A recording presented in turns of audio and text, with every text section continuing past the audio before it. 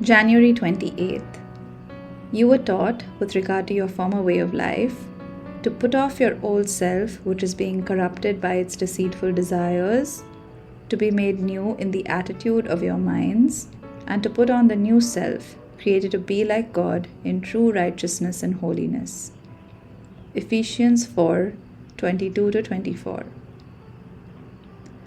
Paul is writing to new converts in Ephesus, and this is how he describes their former way of life: futile thinking, darkened understanding, separated from the life of God, hardened hearts, seared consciences, given over to sensuality and indulgence and impurity. Sounds a lot like us before we knew Jesus, right? Yet, these are the very ones that Paul now addresses as saints and faithful in Christ Jesus. How did the change take place in them, and how does it happen for us? This passage describes the process of this radical and fundamental change from a life apart from God to becoming like Him. It starts with a familiar concept: laying aside the old self. Just like our physical bodies decay with time, so too the spiritual. It is degenerating and being ruined, not by age, but by our deceitful desires. It is only when we acknowledge this reality and don't want to continue this way of living that we can change.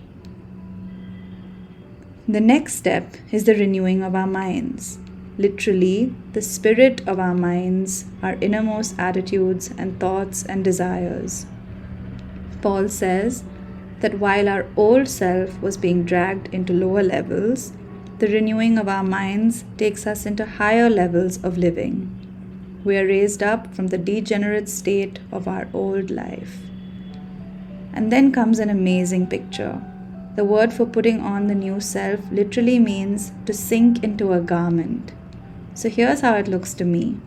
God has created a new self for each one of us, one of true righteousness and holiness, and we progressively fit into it as we allow Him to renew our minds.